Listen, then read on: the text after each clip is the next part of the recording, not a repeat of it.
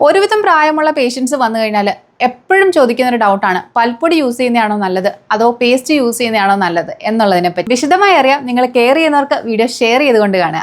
Hello friends, ഞാൻ doctor Saleem. നിങ്ങൾ പൽപ്പൊടി കയ്യിലെടുത്ത് നോക്കിയാൽ തന്നെ മനസ്സിലാവും അതിൽ കുറച്ച് പാർട്ടിക്കിൾ സൈസ് വലുതാണ്. അഥവാ നമുക്ക് പല്ല് കുറച്ചുകൂടി അബ്രസീവ് ആവാനുള്ള ചാൻസ് ഉണ്ട്. പല്ല് തേഞ്ഞു പോകാനുള്ള സാധ്യത പൽപ്പൊടി വെച്ച് തേക്കുമ്പോൾ കൂടുതലാണ്.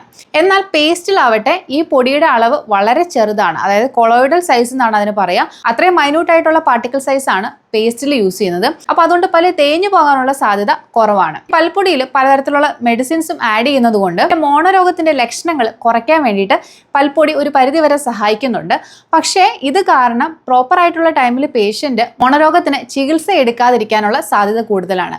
കാരണം ലക്ഷണങ്ങൾ ഇല്ലാതിരിക്കുമ്പോൾ ഇതിന് ട്രീറ്റ്മെന്റിന് പോകാൻ വേണ്ടി പേഷ്യന്റ് അറിയണം എന്നില്ല. അപ്പോൾ അതുകൊണ്ട് തീർച്ചയായിട്ടും പൽപ്പൊടി യൂസ് ചെയ്യുന്നതിനെക്കാട്ടി നല്ലത് പേസ്റ്റ് യൂസ് ചെയ്യുന്നതാണെന്നാണ് എൻ്റെ അഭിപ്രായം. പിന്നെ പല്ലിൽ കുറച്ച് സ്റ്റെയിൻസ് ഒക്കെ ഉണ്ടെങ്കിൽ പൽപ്പൊടി യൂസ് ചെയ്ത് ബ്രഷ് ചെയ്യുമ്പോൾ അത് കുറച്ച് തേഞ്ഞു പോകുന്ന ടൈപ്പ് ആയതുകൊണ്ട് ഈ സ്റ്റെയിൻസ് പോകാൻ വേണ്ടിയിട്ട് കുറച്ച് ഹെൽപ്പ് ചെയ്യുന്നുണ്ട്. പക്ഷെ അതോടൊപ്പം തന്നെ നിങ്ങളുടെ പല്ല് തേഞ്ഞു പോകാൻ വേണ്ടിയിട്ടുള്ള സാധ്യതയുണ്ട്.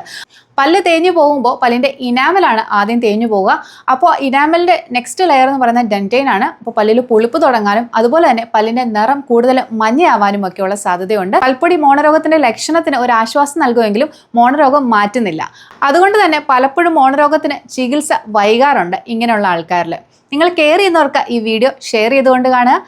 പൽപ്പൊടി യൂസ് ചെയ്ത് മാത്രം ബ്രഷ് ചെയ്യുന്ന ഒരു ഫ്രണ്ട് നിങ്ങൾക്കില്ലേ, അവർക്ക് ഈ വീഡിയോ ഷെയർ ചെയ്തുകൊണ്ട് കാണുക. Thank you for watching my video. Thank you.